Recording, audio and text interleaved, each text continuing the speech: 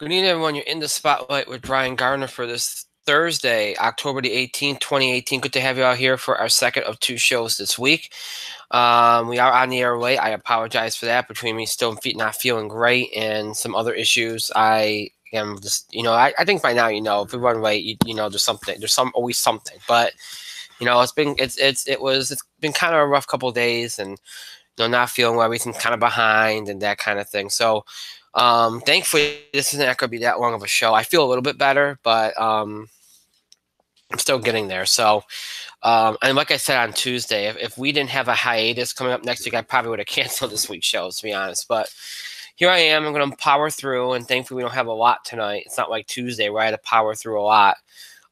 So with that being said, we can get through this pretty quickly and do what we have to do and all that good stuff. So, so my apologies for being late, but let's not be any later. Let's get right down to business. As always, the show, as we start the show, let me remind you all the ways which you can interact and contribute to the show. Have your voice heard by emailing us at itspotlight411@gmail.com. You can also follow us and tweet us at itspotlight411. Remember to use the hashtag itspotlight411 for anything you tweet regarding the show. And as always, you can find us on Facebook. Just search In the Spotlight 411 on Facebook. And make sure that you like our fan page once you're on it, and so that you can interact with us and all that good stuff. All right. A couple of things off the top here. Again, I want to continue to remind you all, if you haven't already, if you could help out any of the American Red Cross or any of the emergency response organizations that are helping out those impacted by Hurricane Michael.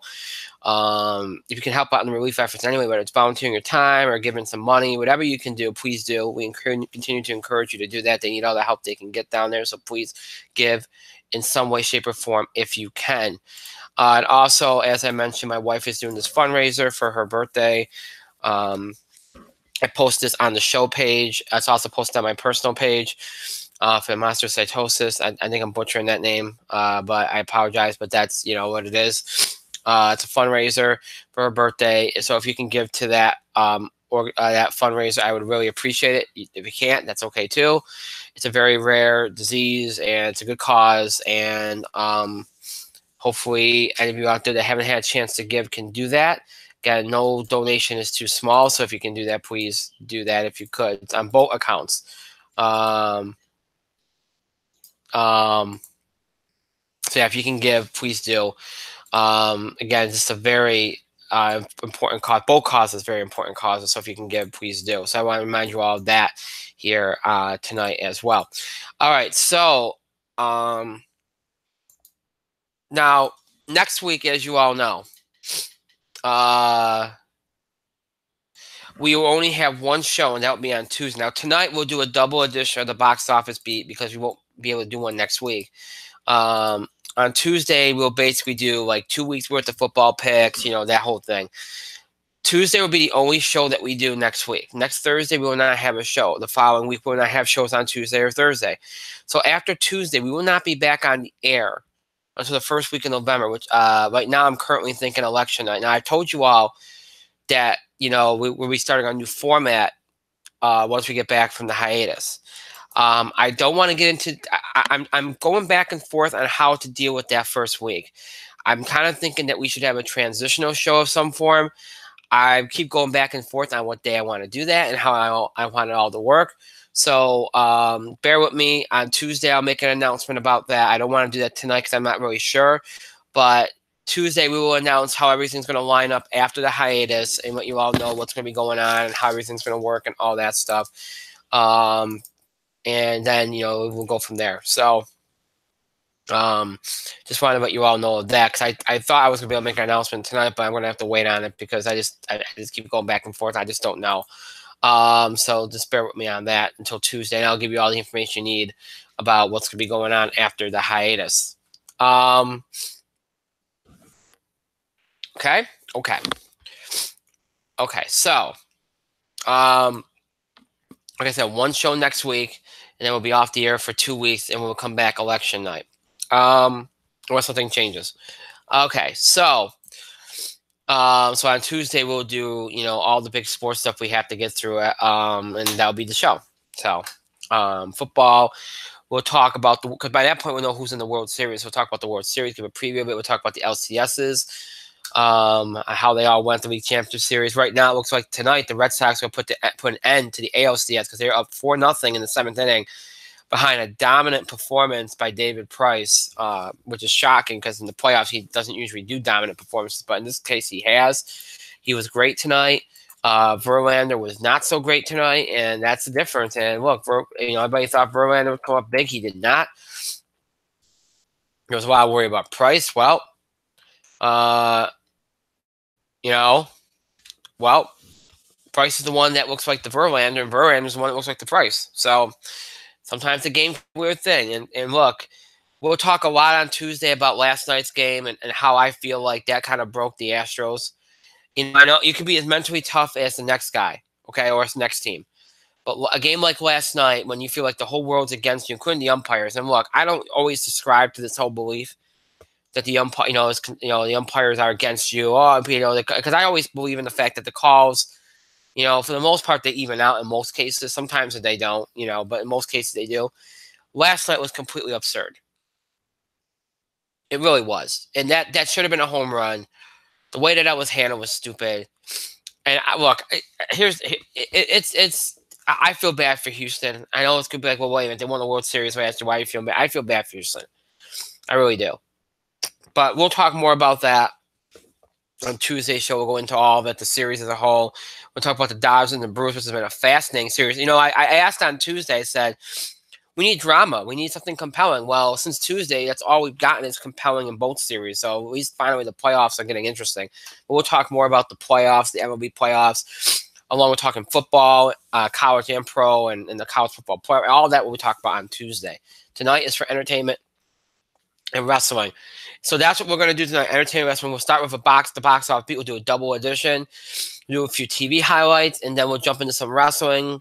And then we'll be done. So it won't be a very long show tonight. Just be prepared for that. It will not be a very long show tonight, which is good because I don't know how much voice I have. So let's get right down to it here. And I will keep you updated on this is an entertainment wrestling show tonight. I'll keep you up to date on the Red Sox Astros score so while we're on the air so that you all know what's going on with that. Right now, again, 4-0 in the 7th. So, all right. So let's start with the box office. And this October, we talked about the box office and how, a lot of people, thought that it was going to be, the beginning of the year wasn't too bad. Wasn't as good as last year, but, March was kind of down. But you know what? It was okay. Summer was great, and then everybody thought it would peter out at the end of the summer like it did the previous year. It did not. We had a few surprises in August that helped. September was full of surprises. That helped. Nobody knew what to expect from October. We all thought Venom could potentially flop. A Star is Born was a movie that a lot of people thought could do great. So there was potential there. Then there was Halloween, which, you figure would do okay. Well, this October has turned out to be phenomenal. From A Star is Born doing a little bit better, so from Venom exceeding expectations and having 2 brilliant weeks. And now this week you got Halloween coming out, which looks to open up to a $70 million opening or more, which will continue to make October a record-breaking month. We'll continue that pace if that happens. Hell, this would be a record-breaking month even if Halloween would a flop. But Halloween doing what it looks like it's going to do is going to make things even more of a record, bigger for October. And that sets the stage, really, if you think about it, that sets the stage. That means that the Halloween week at the box office will probably be solid because Halloween will probably have a good holdover because of the seasonal aspect of it. And the way Venom's been holding up and the way A Star is Born, everything should hold very well. But I have a great week, but you have at least a decent enough week. And then that carries into November, where you'll have the holiday movie season officially begin. And then for November and December, and even into January, you'll be set. And then you start the year off again, and then things will keep going. So the box office has set itself up now after having a better-than-expected August, a better-than-expected September, and a much better-than-expected October, has set itself up for really, a solid push right into the summer. It's amazing. September was the highest gross in September ever. And now October's on a record pace. This is great for Hollywood. Great for Hollywood. and more than makes up for some of the summer stuff and maybe the March stuff that didn't do so well earlier this year. So let's talk about last weekend and why it's helped to make October a record-breaking month, because I don't think anybody expected Venom to do what it did, but it did. Venom only dropped 56%. You thought that movie was going to be front-loaded, you're wrong. It made $35 million last weekend in the second week. That's tremendous. It's tremendous. Given how the critics destroyed it. Again, some movies are just critic-proof. This one was one of them. It's already made $387.4 million worldwide on its $100 million budget. It's well on its way to making $500 million, which will guarantee it a sequel, if it hasn't already. And look, good for Sony. You know, they get to do something with the Spider-Man universe. It's great for them. Also holding up well in the second week and gaining 22 theaters was A Star Is Born, 28.4 million, only dropping 33%. Clearly, the awards buzz and all the buzz around the movie is helping. It's made $156 million worldwide on a $36 million budget, so very well profitable. And again, we all thought that movie could be a big hit. It has been. It is well on its way to doing big things. Excuse me, I feel like I'm going to... You know that feeling you feel like you're going to sneeze and it doesn't happen? It drives you nuts. Anyway, a great total for its second week. So, you know, second weekend of, October, and it's not a holiday weekend, mind you. Second full weekend of October, you have a $35 million movie in the second week, a $28 million movie in the second week, and then you have two new releases that, you know, didn't do huge numbers, but did okay enough. First Man did about $16 million, which is right about maybe a little bit more than I would have even expected it to do. Which is not too bad, you know. It's got a $59 million budget, so it's already made $30.7 million worldwide. So we'll see what it does, but it's got some buzz around it, so maybe it'll hold strong here. It's not too bad though, given it was playing to an older audience, given how the other two holdovers from last week, Venom and Star Is Born, are doing. You take what you can get. Goosebumps 2, I thought would do better. In fact, I thought that movie might end up being number one. It wasn't. Actually underperformed, but you know what? Given how, you know, Venom is doing and how A Star Is Born is doing, and given how many family movies we've had, you know, you knew something was going to maybe do a little bit worse.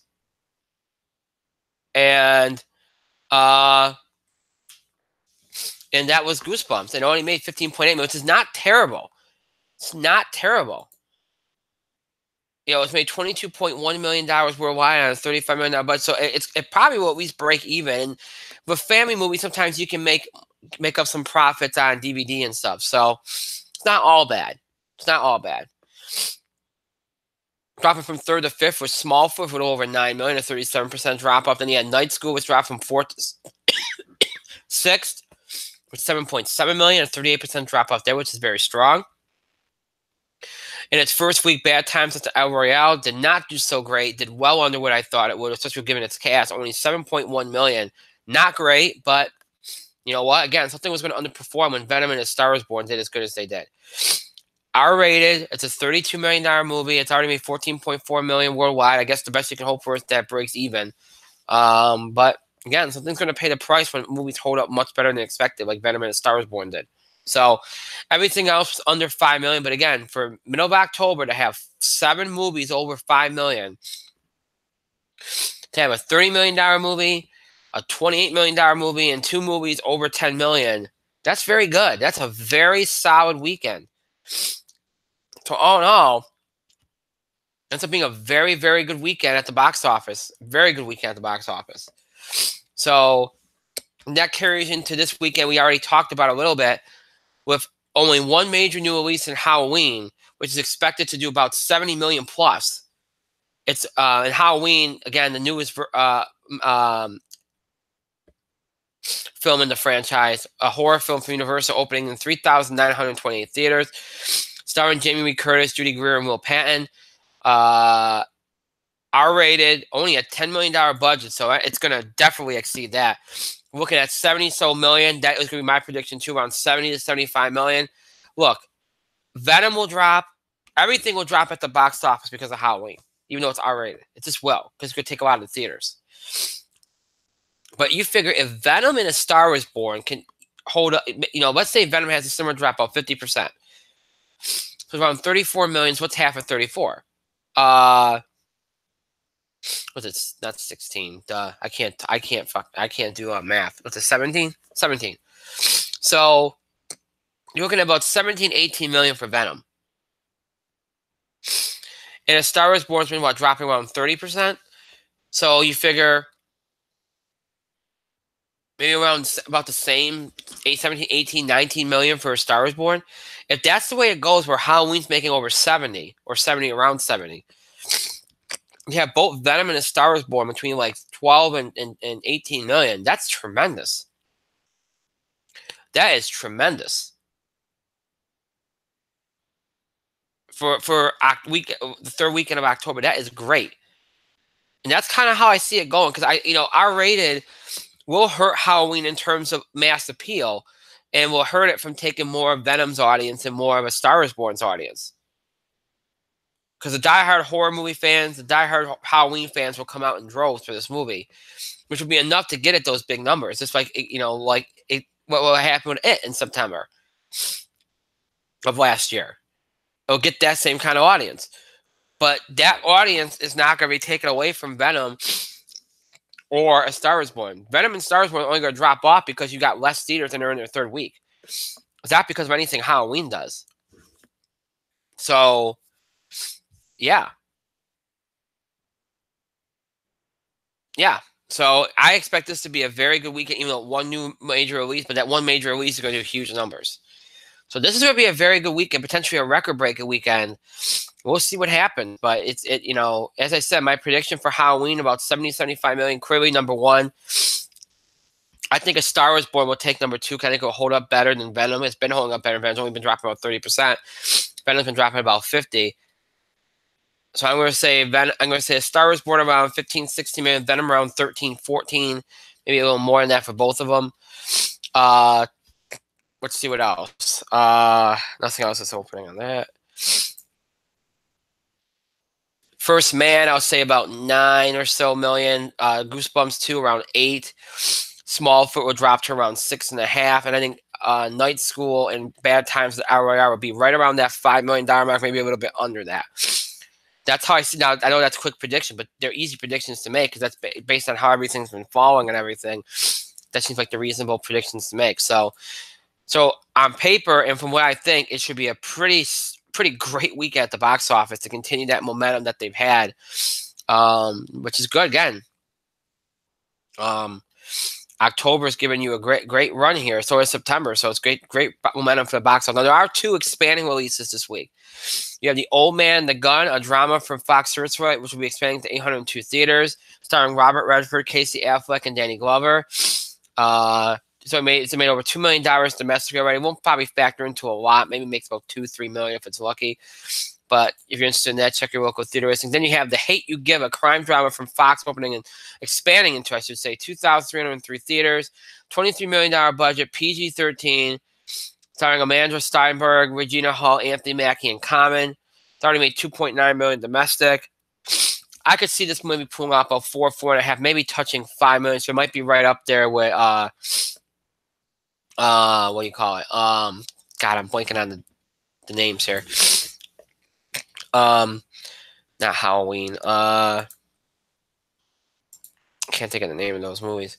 Right up there, like Bad Times at El Royale and Night School, right around that $5 million mark at max is what you're looking at for that movie. So again, check your local theater listings to see if that's playing in your area.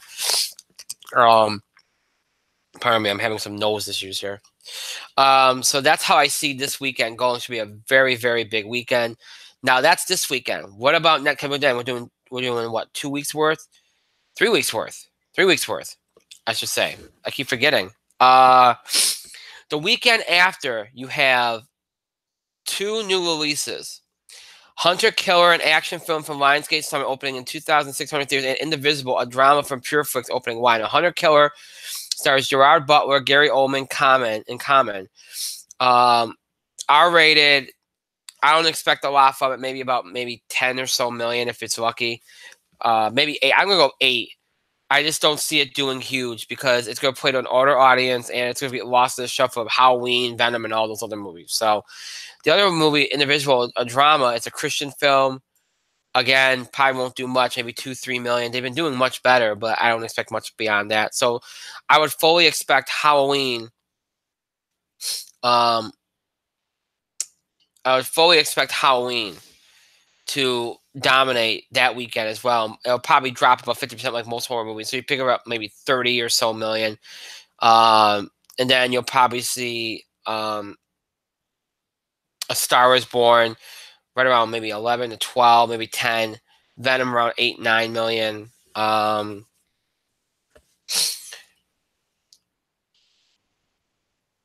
maybe Hunter Killer around 8.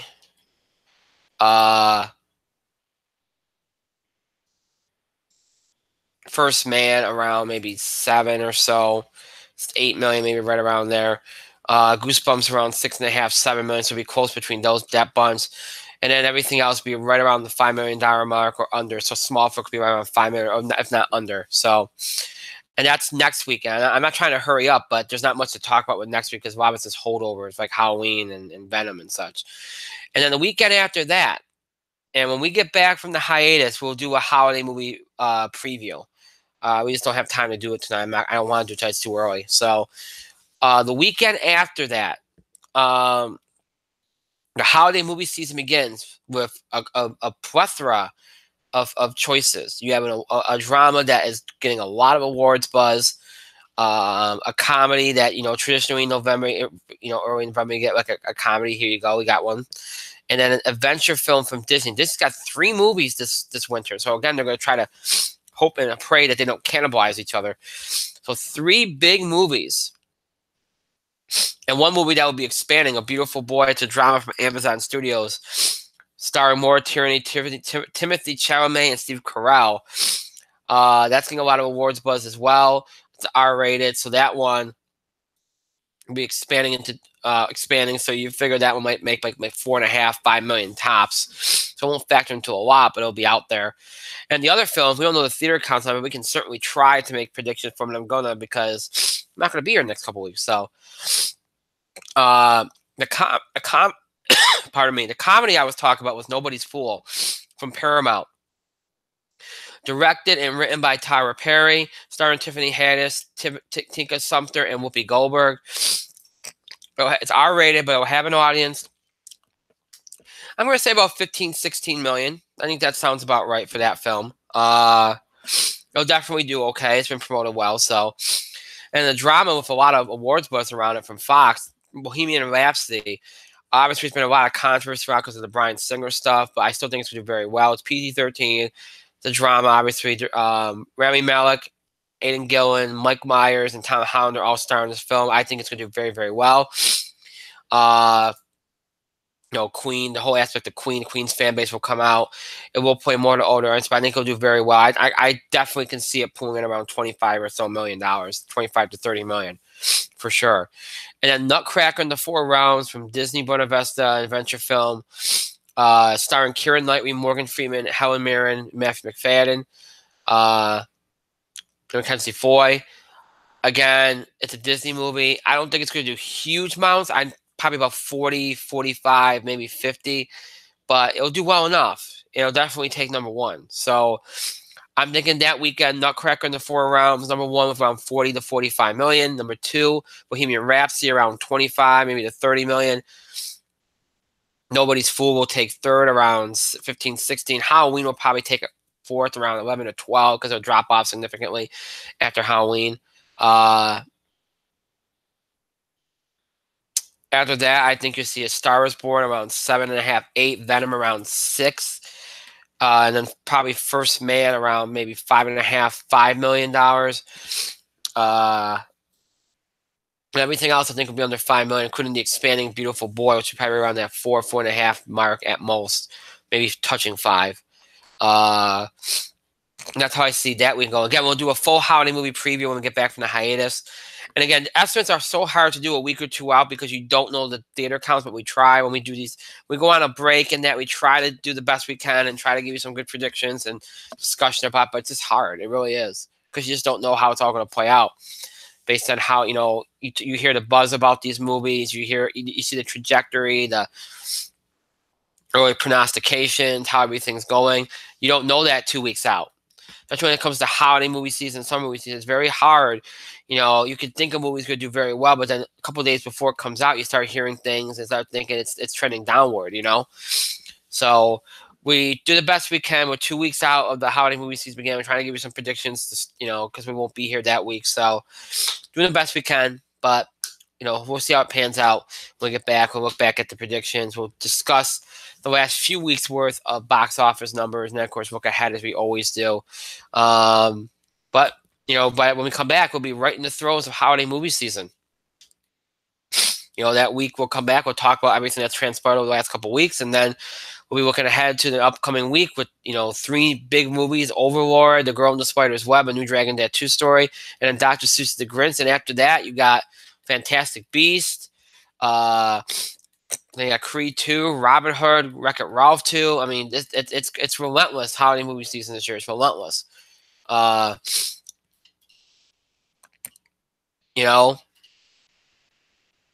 go into December, and it's another. Once you get maybe a couple week lull, which we've had over the last couple years. Before you get to the middle of December, where things start to get crazy, and then you got Spider-Man Into the Spider-Verse, and then you got Aquaman and Bumblebee and Untitled Deadpool movie, which we'll talk a lot about because that one's a mysterious project. Mary Poppins Returns, Holmes and Watson, which has kind of gotten lost in the shuffle. So we got a lot of movies this holiday movie season, and a lot to talk about. We'll preview them all. We'll go into all that when we come back from the hiatus. But we're discussing everything that's gone on while we've been away. So should be an interesting few weeks at the box office, which is riding a big high right now with how everything's gone these last couple months. Surprisingly better than expected. So, all right, that's the box office beat. Now we're going to do a few TV highlights. Not a lot. I continue to love what The Walking Dead is doing. I like the storylines. Andrew King has resuscitated the show. There's good cast balance. You're seeing different characters interact. You're seeing characters weaving in and out of stories. Everybody's getting like their moment in the sun every episode. I really do like what they're doing there. South Park's been hot and cold, but I thought this week was probably the best episode of the season. Just a true kind of South Park episode where it's a little bit political, but not enough to turn you off. Very funny episode this week. I haven't watched, I've been highlighting the same shows every week, and I continue to enjoy those shows like Manifest and New Amsterdam, and but there are a couple shows I did sample this week on ABC, because ABC finally got their stuff rolling this week because they were a little bit late this year. I got the chance to see The Conners. I really enjoyed it. I actually liked it better than Roseanne. I thought they handled it well. I was surprised by the reaction to what they did with Roseanne, because people say, "Oh, it's morbid, it's dark." Roseanne's always been dark. Have you watched the show? They always did things that's one of the quirks of the show. Positive of the show was that they didn't shy away from how reality can sometimes be dark. I thought they did a very good job with the episode. It was a little choppy in spots, but I thought they did a good job with the episode. The kids were all right. I thought it was great. I think that's going to be like the next Modern Family for them. I really enjoyed that show. I thought it was very, very good. I thought the cast was great. And then the Rookie, I did not like. I like Nathan Fillion. It's probably going to be a success because of Nathan Fillion and people like him. And it's the kind of show that's going to end up being a success, but for me, it's just kind of lazy. We've seen the premise before. I didn't enjoy it. But I enjoyed The Conners. I enjoyed The Kids Are All Right. So I give those 2 recommendations. I got into the CW shows, DC shows, I should say. What was I going to say? I did check out, God. I did check out Arrow. Did not enjoy it. That shouldn't surprise anybody. I still think the show's a mess. I do see some aspects are better. I do like Oliver in jail and everything. I think that's fine, but at the same time, there's still aspects, and not just Felicity. There's still aspects of it that I think are just completely a mess. The team dynamics are a mess. It's just not good. It's just not good. Um, but as of tomorrow, it's not back yet. It comes back next week, which I look forward to. Uh, what else is there?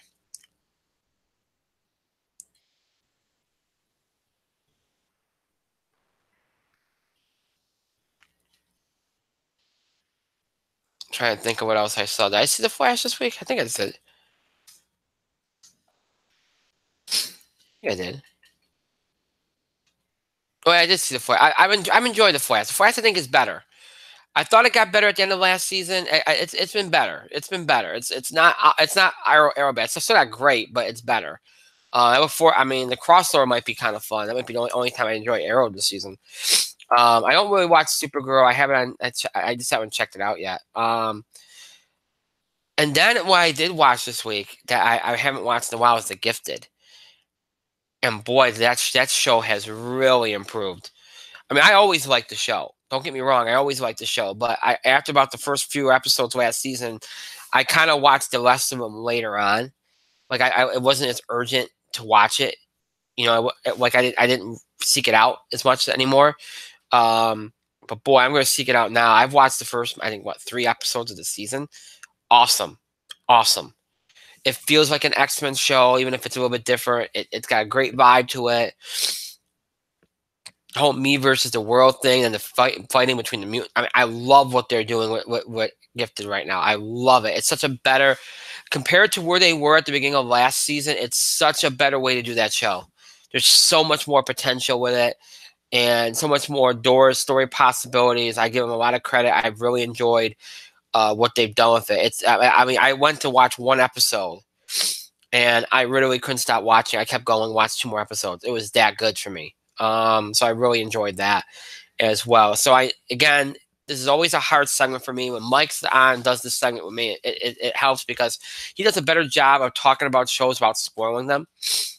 For me, it's hard because I'm too afraid I'm going to drop a spoiler if I go too far into detail about things. I don't want to spoil anything because nowadays, especially, people don't sometimes wait to watch things.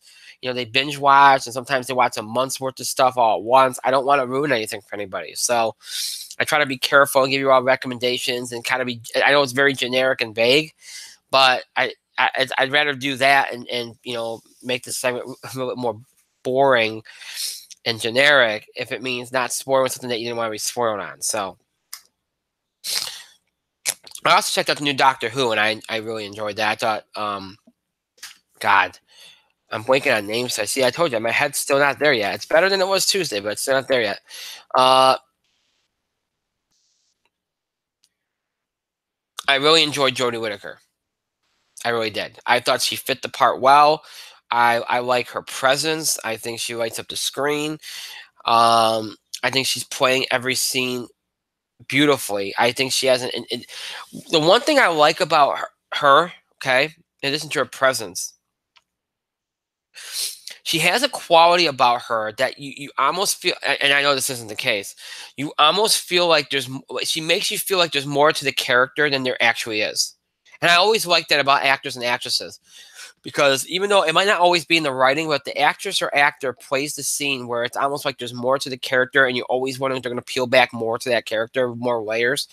Even if they're not necessarily there, it keeps you in a scene because you always want, you sometimes don't know if something's going to happen. You're wondering what's going to happen, if there's going to be more to her or what's going to, you know, or him. So it's one of those things where it's, you're always wondering, like if there's gonna be another shoe that drops and that kind of thing. So, yeah. So that's one of the qualities that she has that a lot of actors don't have.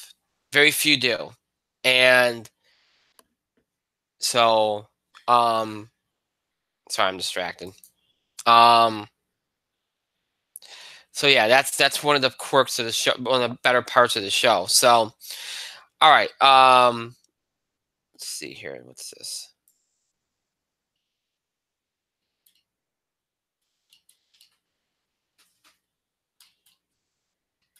Okay.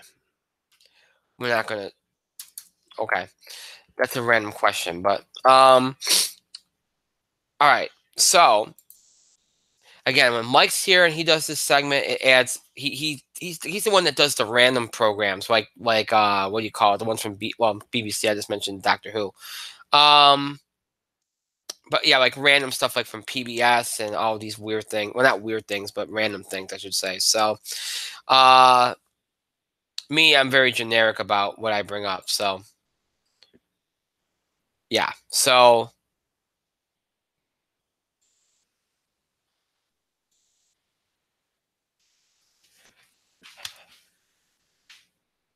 okay. So, sorry, folks. We had to lose the camera for a second because I'm having an issue here. As you can see, I've been distracted.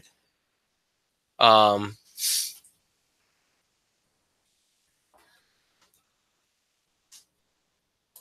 okay. All right. There we go. All right. So, yeah. I think we're back and running here. All right. So let me see here.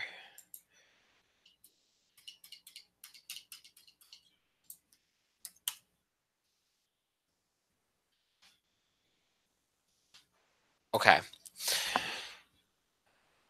All right. So we won't. Okay. All right. So there we go. We're back. All right. Sorry about that, folks. This guy will.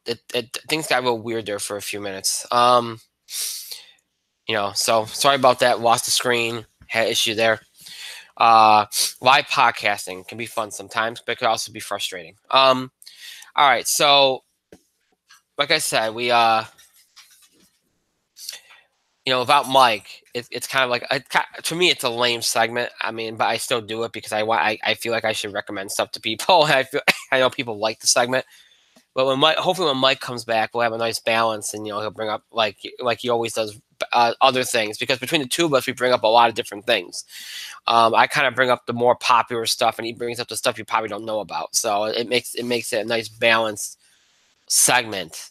But when it's just me, it's going to be just the same stuff probably over and over and over again. So it kind of gets boring. And plus, I'm generic about it because I don't want to spoil anything. So, but we do the best we can, right? So, all right. So that's your TV highlights of the week, for me anyway. With a side of technical issues. Don't you love that? So, all right. So we covered everything we want to cover in entertainment during the big news. The last couple weeks we've been sport because we had some big news to talk about. Like the James Gunn stuff last week. We don't have that this week. At least nothing that anybody wanted me to talk about, nothing I saw that we should talk about. So, with that being said, we'll leave the entertainment world and jump into the wrestling world, where we have some stuff to talk about. As we always do, we'll talk some Raw and Smackdown. And then we'll also do some couple news bites that are out there. So let's do Raw and Smackdown, because I thought they both had good weeks.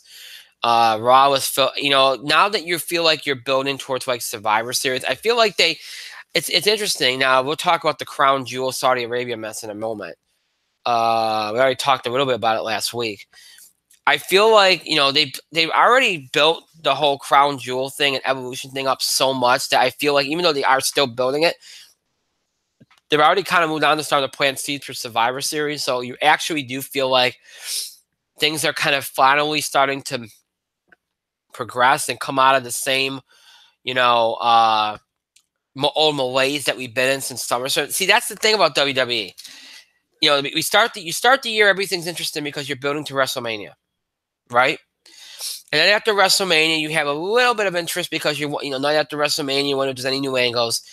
And then things kind of go into a malaise until Money in the Bank. And then things go into malaise until SummerSlam. And then, you get a little bit of a boost out of SummerSlam, and then things go into a malaise again. That's kind of how it goes. And then you start to slowly come out of it at Survivor Series. Then it goes into a malaise again, and the cycle starts again at the beginning of the year. And, so that's kind of how it goes. It's a shame, because that means WWE's in a malaise for most of the year. That's not good. And I think that shows up in the ratings. But nonetheless, you felt like there was progress on Monday. They continued to further the Ambrose stuff with the Shield. They had some interesting things with the Dogs of War. Wow. Excuse me. That's the sneeze I've been waiting to do for about an hour. Pardon me. You had the Braun Strowman, Dolph Ziggler stuff. Braun Strowman, Dolph Ziggler, Drew McIntyre stuff, which seemed to set up a feud between Strowman and Drew McIntyre, which is a feud that I've suspected has been coming. That's a feud I've wanted to see, so that's good. The main event was great again, set up a lot of potential stories. You had the Ronda Rousey, Nikki Bella segment, which Nikki and Brie Bella segment, which I thought was brilliant. And apparently Ronda wrote that whole promo, which is great. Probably one of the best women's segments we've had other than Charlotte Becky in a long time. Totally sold that match, a match that nobody was looking forward to. So that was a great segment, probably the highlight of Raw. The Kurt Angle, Baron Corbin stuff continued to build. You had Sasha Banks come back, so that helped with the build to Evolution. Yeah, all in all, I thought it was a very good show, Raw. I thought there was some good movement. I thought there was some good matches. And it being good. And then SmackDown had their 1,000 show, which we knew SmackDown was going to be the highlight. I was kind of disappointed. I thought to start, I understand it was going to be a McMahon segment, but to start with True TV, which look, for a normal SmackDown episode, that's fine, but you couldn't have had the McMahons. You could have done a better segment than that with another legend. Like, you could, I mean, to me, that seemed like a waste of time, especially when you had to cut other aspects of the show. The Evolution stuff with Batista was great. It seemed to set up Batista Triple H for Mania, so we'll see if that turns out. That was a great segment. The Undertaker promo at the end was kind of a waste. I understand they had to have him on the show. I wish they could have done something better with him. I understand the promo was supposed to be longer, but still, I thought that was kind of a waste. The Rey Mysterio Nakamura match was great. The Edge segment with Becky Lynch was awesome. Now, see, that's a good use of a legend. That's how you do it. That segment was awesome. The Daniel Bryan AJ tag match with the Usos was okay. I liked the tag team match of the New Day, and then the swerve of Big Show interrupting the match and costing the New Day the title. Interesting. We'll see how that develops. I thought that was, kind of the kind of thing you do on a milestone show. You have a title change, but then you have to have a shocking moment. That was a good moment. Big Show's done that a million times, so it was still a big moment. So all in all, I thought it was an okay show. I was a little underwhelmed by it, but it was okay. I mean, I think they should have made it 3 hours, at least for this week. Seems like this was Shane McMahon's return to SmackDown, return to storylines. We'll see what they choose to do with him going forward. What else? Sorry about that. My nose is just crazy running right now. I know people are going to say just go get a tissue, but I just don't want to step away right now. I'm in the momentum, so bear with me. Let's see. Is that everything outside? Yeah. So SmackDown, I thought was great. I thought it was a little underwhelming, but I thought it was still solid. Raw, I thought was okay. Now, let's talk about some of these news bits. Which first and foremost, we have to talk about this. This whole Crown Jewel Saudi Arabia thing. Who knows what WWE is going to do? Okay. There's a lot of pressure on them from politicians and others to pull out of this. There's been talk of them pulling out of this. Nobody knows what's going to happen. I think they should. I know they're going to lose a lot of money. They're going to take a hit, but I think they should. I know some people, there's been people on both sides that you're hearing stuff about a lot of guys in the locker room don't want to go. Publicly, a lot of guys are saying, well, the only way that there could be real change in Saudi Arabia is if we go, we can help bring about real change. I understand both sides of the coin, but right now, given the circumstances, I think the best thing is to not go, but we'll see what they decide to do. It's going to be an ongoing saga over the next couple of weeks, no doubt about it. We got word on Kevin, so, that's all that can be said about is what we just said, so for right now, anyway, we'll see how things pan out next couple of weeks. When we come back, we'll obviously talk about because it will already played out by the time we come back. Let's see what else. Oh, Kevin Owens had double knee surgery. It looks like he'll be out till at least February or March. We knew about him being out. We knew about the injury angle because they ran it last week. So we'll see what happens. Honestly, I said this last week. They don't usually like to bring too many people back before WrestleMania, right around WrestleMania time. They usually wait until the night after. I still think you won't see him till the night after Mania, unless they decide to throw him in a multi-guy match, but that might ruin the impact of him coming back. So we'll see what happens. What else? NXT War Games thing. That's good. And it's not much to talk about there. there's some talk that some of the guys that left New Japan wrestling to come to WWE, like Carl Anderson, Luke Gallows, Shinsuke Nakamura, might head back to New Japan. It looks like Nakamura and Anderson are going to stay. Gallows might go, which would be a blow because he's paired with Anderson. We'll see. But keep an eye on that situation. There's been some talk of Elite coming to WWE, and Cody Rhodes, the Young Bucks coming to WWE. We'll see. That's something that's going to be an ongoing saga there. There's been all kinds of talk about WrestleMania. This could be the last year for The Undertaker finally. There could be Batista might work Mania, which looks like a possibility after the Triple H thing on Tuesday night on SmackDown. But this could be Batista and Undertaker's last matches at Mania, and they could go into the Hall of Fame the same year. That sounds interesting. That could be very much the case. We'll see. There's been talk of Shawn Michaels' WrestleMania match. He's coming out of retirement. He might face AJ Styles. We've always known that's a possibility. They've tried to get that match the last couple of years. We'll see. We continue to kind of look and see what the WrestleMania card might be, because this time of year, that's usually what we start to get notice of. According to reports, they don't know what the main events could be. There was some talk of Charlotte Ronda Rousey. We talked about that on the show. Right now, no, that's not guaranteed to be a plan. There's also, Roman Reigns. If not Ronda Rousey, you figure Roman Reigns will be the main event, but nobody knows what Roman Reigns is going to face. So there's that. So nobody really knows what could be at the top of the card at WrestleMania this year. So that's crazy. But if you look at the way they're booking it, and look, I know they book week to week no matter what anyway, but usually by now you get some kind of idea. The way that they're booking, you can tell they kind of don't know about some of these big matches at Mania this year. They just don't. I would say that the Ambrose stuff is probably building to Ambrose versus Rollins. I think we add that to given, especially based on the fact they wanted to do it last year. So it's like they wanted to do Cena Taker, and then they couldn't do it because of injuries, but then they did it the next year. That's kind of what they probably do with Ambrose and Rollins. So, what else? See, am I missing anything?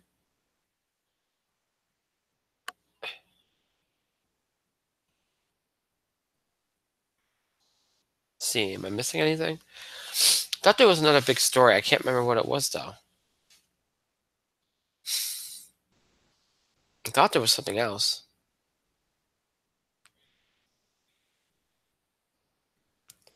I sworn there was something else. I'm gonna get off the air and I'm gonna remember. I'm gonna be mad. Let's see. Is there anything? I thought there was something else. I could have sworn there was. Oh, all right. So I guess that's all the news bits. Now I got a lot of mail about people asking, well, wait a minute, you're gonna be off the air next week. How can you preview? How can you preview Crown Jewel? We're not going to be able to preview those, but I will give you a few of my thoughts. Okay.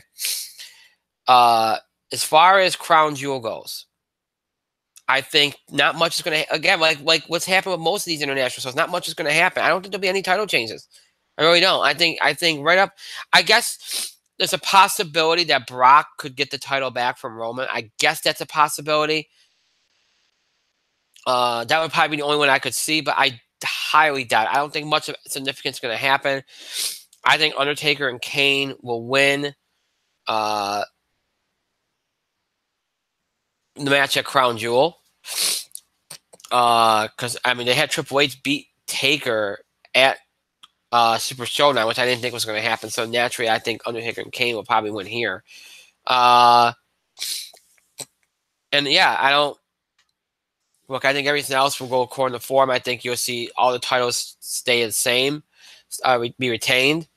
Yeah, I don't really have much thoughts on Crown Jewel. I'm not really in love with the card. I don't really think it's going to be that good of a show. Too much attention is going to be on other things. It is what it is. Evolution, I think, could be a good show. And I kind of am looking forward to Ron and Nikki now after the promo. Obviously, Ron is going to retain there, but I wouldn't be surprised if they have Brie interfere in that match and maybe cost her sister or something again. But who knows? Because they like to run those kind of angles with the Bellas. And look, the Bellas they're only back here for Evolution, so maybe they won't run that because then they had that and probably have to have the Bellas feud again. But I think they're only back here for Evolution, so I don't think you're going to see much of them after this. But Ronda's going to retain. We know that. The question is going to be, do you think Becky Lynch will retain on Charlotte? I think she will. But I wouldn't be surprised if she didn't. I've always kind of had this feeling that they'll have Becky drop it to Charlotte, only to get it back from Charlotte down the road. Because Charlotte's obviously gonna win the Royal Rumble for the women and probably go on to face Ronda Rousey. I think that's still the plan. So yeah, so I think that in order to keep Charlotte relatively strong, they'll probably have Charlotte beat Becky at some point and have Becky take it back. Just my feeling, but I still would say Becky would probably retain at Evolution. Just my feeling. And of course they made the Alexa Bliss versus Trish and Rita versus Mickie James thing a tag match, which I guess they claim was the plan all along. I doubt it. I think Alexa may be still not feeling all the way back. And I think they thought it would be better for Rita and Trish. Plus, apparently they want to keep Rita and Trish around after Evolution as a tag team because Stephanie McMahon's going to introduce tag titles for the women at Evolution, which we've been hearing about tag titles for the women for a long time. So if that's the case, they might want Rita and Trish to be part of that whole thing to kind of get it established, which, that's probably why they're doing this too. In addition to the fact I think Alexa might be still a little not all the way back yet, and probably for two legends that are just kind of coming back into the fold, it's probably easy to do a tag match. So it'll be a fun match. Obviously, I think they'll put Alexa and Mickie over. That would be my feeling, but who knows?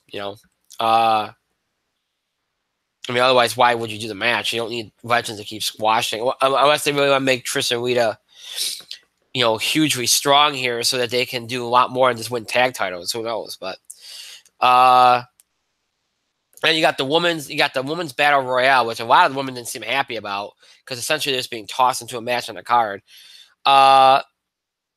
Yet the women's battle royal, if I had to guess, okay, it's my feeling. One or two women will win it. Either Asuka will win it. If Asuka wins, I think Charlotte's winning the title. And then they'll try to do. There's been rumors of them doing Charlotte versus Asuka at Survivor Series again. I would not be surprised. All right, to me, it all comes down to whether they want to end this Charlotte Becky Lynch thing or not. We'll see, or keep it going. If they don't, then Asuka won't win it. Win the battle royale. If they do, then I think Asuka will. If they do, then I think Asuka won't win. If they don't, then I think Asuka will win it because Charlotte win the title. And they'll do Charlotte Asuka at Survivor Series. If not Asuka, God, who would they want to win it? Maybe just somebody that they want to challenge Ronda at Survivor Series, just some random person. I don't know. I don't think if it's not Asuka, probably just be somebody random just to fill up a pay-per-view. I don't think it'll matter much. But I think they designed that match with the idea that that's a way to get Asuka back in the title picture quick. If they decide to put the title on Charlotte, I think that's my feeling. But we'll see. So that's my thoughts on Evolution and Crown Jewel. So again, we're not doing full previews for them. I kind of rushed through that and kind of tossed you out a bunch of things, but we don't have the time to do full previews for them. And I don't think we need to. I'd like to do a full preview. Evolution is the first women's pay-per-view, but we just don't have the time to do that. And we're not going to be on the air next week, so on Thursday to do it. So I think Evolution is going to be a lot better than Crown Jewel. I think it's going to be a fun show, and I think it's going to be a show that I think people are going to be surprised. I think the women are going to put on a show. I think it's going to be great. Crown Jewel, I'm not really looking forward to. I think it's going to be a mess, but we'll see. We'll see. And we'll obviously talk about all this, these both shows when we come back from the hiatus and our thoughts on them. So give our thoughts on them and talk about them in detail and all that good stuff. All right. So like I said, I'm feeling under the weather. I'm sure you all know the last two shows. I've been all over the place. I'm sniffling. My eyes are kind of closing. I'm doing the best I can. Bear with me. I had to get through it because I knew we were on a hiatus last week. I didn't want to miss any shows. So I'm sure by Tuesday for our last show before the hiatus, I'm sure I'll be back to 100%. We'll make it work, and it'll be much better. But thank you for bearing with me. I do appreciate it. All right, so we got through everything we had to get through. Not in the best form like I would like to have, but we did. So with that being said, now that we've got through everything, we are done for tonight. As always, the show might be on. It's not me have to stop interacting with you into our show. Continue to have your voice heard and it's your questions. comments, opinions on things we talked about on the show, things we said, questions about the show and the scheduling of the show, topic ideas or breaking news items related to sports, entertainment, wrestling that you want us to cover, general feedback, reactions, comments, opinions, things we talked about in the show. Any things you can do by email, Facebook, and Twitter. You can email us at itspotlight411@gmail.com. You can also follow us and tweet us at itspotlight411. Remember to use the hashtag itspotlight411 for anything people got on our show. And, of course, you can find us on Facebook. Just search for In the Spotlight 411 on Facebook, and then make sure you like our fan page once you're on it or once you find it. So you can interact with us and all that good stuff. We encourage you to follow us on social media for the latest information about our show, especially when it comes to scheduling any last-minute postponements or delays we post on it, so you'll know about it ahead of time.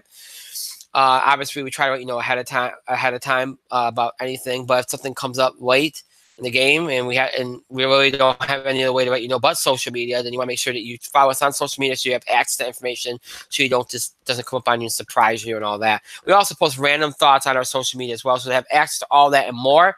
Make sure you follow us on social media. Follow us on Twitter at itspotlight411. Remember to use the hashtag itspotlight411 for anything you tweet regarding our show. And again, on Facebook, search In the Spotlight 411 on Facebook, and make sure you like our fan page so you can interact with us and all that good stuff. There are 2 ways to keep up with the show. Look back at class. Guess what? You can use stream us anytime on YouTube. Just search for In the Spotlight 411 on YouTube, and you have access to every episode we ever produced for YouTube and Google+. Because, of course, Google+ is not as a thing of the past now, so I always have to say YouTube. But we did have episodes on Google Plus too, but they're all available on YouTube as well. So every episode we've ever done for Google Plus YouTube is available on YouTube for you to stream anytime you want. Every episode from mid-October 2015 all the way up to tonight's current episode, all those episodes are available for you to stream anytime you want. So if you're interested in those episodes, check us out on YouTube. Just search In the Spotlight 411. If streaming's not your thing, maybe for to listen to us on the go, listen to us in general, maybe you're interested in older episodes of our show. If any of that applies to you, check us out on our main host sites, Podbean and iTunes. Search In the Spotlight 411. When you do, you'll be taking those show pages. On both sites, we will have access to every episode we've ever produced in the 8 years we've been doing this show. So every episode from our original Blog Talk Radio run from October 2010 to January 21. Every episode from our Talk Show run from January 2011 all the way up to mid-October 2015. And every episode from our run here on Google Plus and YouTube from mid-October 2015 all the way up to tonight's current episode. All those episodes transfer into audio format for your convenience. Every episode we've ever done in audio format for your convenience. Starting with tonight's up, and all of them listed in order from the most recent date, that being tonight, all the way to the oldest, way back in October 2010. All those episodes are available for you to listen to anytime you want.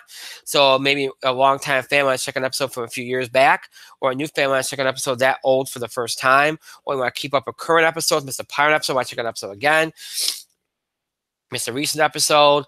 Maybe you're just not a fan of streaming and seeing us on screen. Maybe prefer to listen to us on the go. Any of that applies to you. Check us out on our main host sites, Podbean and iTunes. Just search In the Spotlight 411. So Google Plus YouTube, Podbean, iTunes, and Google Plus YouTube, Podbean, iTunes. The ways to keep with the show and look back at class gaps. So just search In the Spotlight 411. You're going to search for In the Spotlight 411. Again, I give a shout out to my co-host, Mike. Hope everything continues to go well for him. Again, I expect him to be back soon, probably after the hiatus. So we look forward to that. Look forward to having him back. Hope everything's going well with him. I always like to do that even though he's not here, because he's been such a part of the show since the beginning that I feel like I should do that even when he's not here. So shout out to him. Hope everything's going well for him. I pat myself on the back for another semi-decent show. I could have been better, but again, given my cold and everything that's going on, I think I did the best I can. So I'll pat myself on the back for that. And thank all of you for your continued support and contributions to the show. Thank you so much for watching. To those that will be watching or listening to this later, thank you to you as well. Again, thank you for your patience with the late starts this week, and me not feeling well and the sniffles, and kind of we had the issue with the camera earlier where the camera went off, and we had technical issues with that, and me being distracted because trying to fix it and everything. Thank you for bearing with me through that whole nonsense, and for bearing with me through my sickness this week and being so patient. I really do appreciate it. Thank you so much. I really do appreciate it. So the hope will be that I feel better enough for next week when we have that last show before the hiatus. So but yeah, thank you for your patience and your understanding, and for always being so loyal to us and continuing to watch us and listen to us, and we do appreciate it. All right, so that's it for this week. Again, one show next week. One show. And that will be on Tuesday of next week. It'll be our sports show. We'll talk NFL, college football, NBA, if there's any big news, any other sports headlines we have to cover, of course, we'll talk about the baseball playoffs. Right now, 4-1 Boston, 2 outs in the bottom of the ninth. They are 1 out away from the World Series. So looks like that series is going to be over, and we'll have Boston in the World Series. And if the Dodgers win tomorrow night, they will join them because the Dodgers are up 3-2 in that series. So we'll see how everything goes there. So if you're interested in that Boston Houston game, turn to TBS right now. That game looks like it's about to finish. So we'll talk about all that, the baseball playoffs, and everything, and all other big sports stuff, sports goings on, college football player rankings, all of it on Tuesday's show. That'll be our only show of next week. So until then, I hope you have a great rest of your night, a great weekend, and a great start to your week next week. We'll see you back here this coming Tuesday night, broadcasting and streaming live on YouTube at 10 o'clock p.m. Eastern Time. That'll be our only show next week. And our last show before the hiatus. So make sure you tune in for that. Until then, have a good night, everybody. Have a good weekend. We'll see you back here on Tuesday, 10 o'clock from Eastern Time. Until then, good night, everybody.